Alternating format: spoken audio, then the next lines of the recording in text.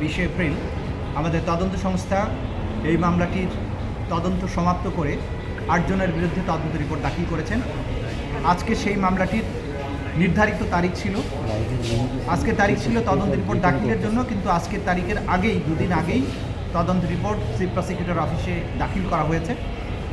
আমরা আজকে আদালতের কাছে 4 সপ্তাহের সময় চেয়েছি যে আইন অনুযায়ী যখন তদন্ত রিপোর্টটা দাখিল হয় তারপরে চিফ প্রসিকিউটর এটা পর্যালোচনা করে বিশ্লেষণ করে যদি মনে করেন যে এইসব আসামিদের বিরুদ্ধে পর্যাপ্ত সাক্ষ্য প্রমাণ পাওয়া গিয়েছে তাহলে তিনি সেটার ভিত্তিতে ফর্মাল চার্জ আদালতের কাছে দাখিল করবেন।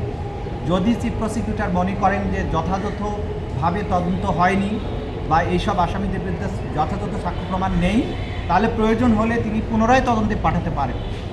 তো আমরা এখন এই পর্যালোচনা করে দেখব এবং এই 4 সপ্তাহ সময় যেটা নিলাম, এই 4 সপ্তাহের মধ্যে পর্যালোচনা করে তাদের বিরুদ্ধে সাফিসিয়েন্ট সাক্ষ্য প্রমাণ থাকলে যে তদন্ত সংস্থা যেটা পেয়েছে আর কি, সেটার ভিত্তিতে আমরা আনুষ্ঠানিকভাবে অভিযোগ দাখিল অর্থাৎ ফর্মাল চার্জ আমরা আদালতে দাখিল করব।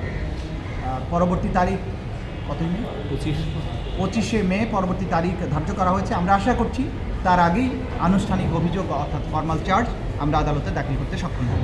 সব কিছুকে সামনে রেখেই তদন্ত করা হয়েছে। অধিকাংশ মামলার ক্ষেত্রেই যারা অক্সিলিয়ারি ফোর্স হিসাবে আওয়ামী লীগ, যুবলীগ, ছাত্রলীগ, হেলমেট বাহিনী যারা ছিল, অধিকাংশ ক্ষেত্রেই তাদের সম্পৃক্ততা পাওয়া যাচ্ছে।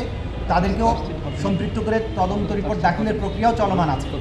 চানখারপুলের স্পেসিফিক এই 6 জন বিপ্লবীকে হত্যা করার যে ঘটনা, সেটার ভিডিও চিত্রে শুধুমাত্র পুলিশ বাহিনীকেই সম্পৃক্ত পাওয়া গিয়েছে।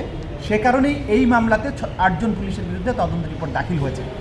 কিন্তু আশেপাশের অন্যান্য এলাকাতে আমরা আগেও বলেছি, গত দিন যখন আমরা প্রেসের সাথে কথা বলি সেদিনও কিন্তু বলেছিলাম যে ওই এলাকার আশেপাশে আরও মানবতা বিরোধী অপরাধ হয়েছে।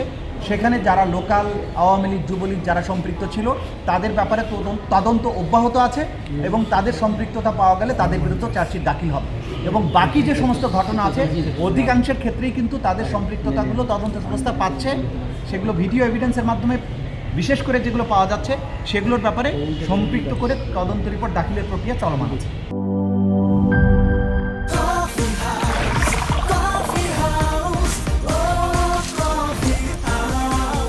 কফি হাউস, প্রতি চুমুকে আড্ডা জমে।